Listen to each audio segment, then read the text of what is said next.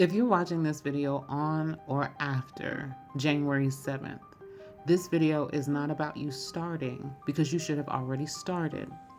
If you're watching this video and you have come from my December 3rd video, this video is about you making a choice to stop drifting, a choice to stop dragging your feet and not being purposeful. This video is about you locking in because it's time. So if you have been numbing yourself, now is the time to let it go.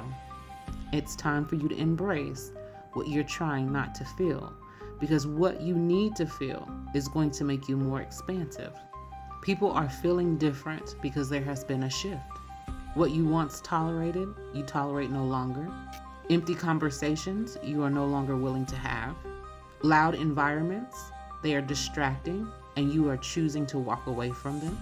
And certain habits that feel heavy, you are no longer wanting to participate in them. That's because you have had a frequency shift. This is not about secrecy. This is not about societies. This is not about any hidden agendas. This is about you aligning your frequency to a higher state of being so that you can attract and draw in what is absolutely and purposefully in vibrational alignment and in vibrational attunement to you. The shift has already happened. But before you go looking outside of yourself, you need to know that the shift has happened within you first. This is where you alter your internal structure so that when you look outside with your perception, your external view has to also get in alignment with your internal structure. That's what shedding is. You've had to shed the old world. It's not a loss. It's not a punishment. This is not a loss. It's not punishment. It's not even about you being lonely. You are going through a recalibration. You had to stop feeding what drains you. You had to stop entertaining what distracts you. You had to stop negotiating with people who were only trying to take from you what they do not even value, because they were just diminishing you anyway. The shift, your frequency, the alignment is not about chaos, even though it could feel kind of chaotic. But that's where accountability comes in.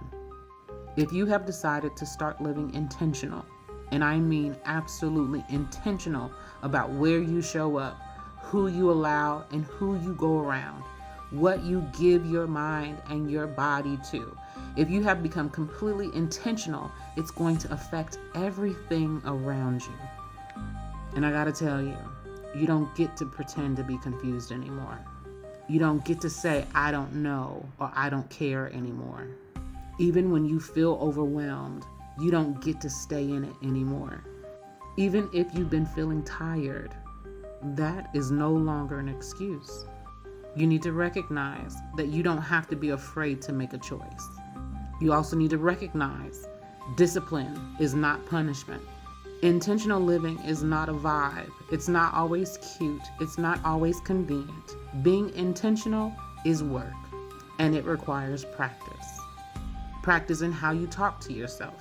Practice in putting down things that you don't need to touch. Practice in cutting off people, including family members, that do not contribute to your growth. It's not a nod, it's not a shade or throw to them. Listen, it's not about nobody but you, honey. It's waking up and asking yourself, what am I feeding myself today? What am I strengthening myself with today? What am I contributing value to today? And it's also waking up and asking yourself hard questions. What am I letting go today? What am I going to stop lying to myself about today? What am I going to stop putting into my body that does not heal or serve me today? Because what you tolerate does become your timeline. Now, why does this matter? I'll tell you. The world is not going to slow down. It's speeding up. It's accelerating. Things are moving faster in this lifetime than they have in any other lifetime. And people who are not anchored will feel scattered. People who are not rooted in their ancestral pathways, they are not rooted in stillness and in peace, they are going to feel the chaotic nature of how fast things are actually moving. People who do not know themselves will get lost in the noise, and they will not know where they begin and where the chaos ends. It will consume them. But when you're anchored, you will not panic, because there is no panic. You will have clarity even in chaos.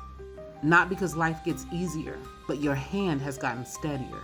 So let's start with the assessment. Where are you still reactive instead of responsive? Where are you still seeking validation instead of cultivating alignment? Where are you still performing and not embodying?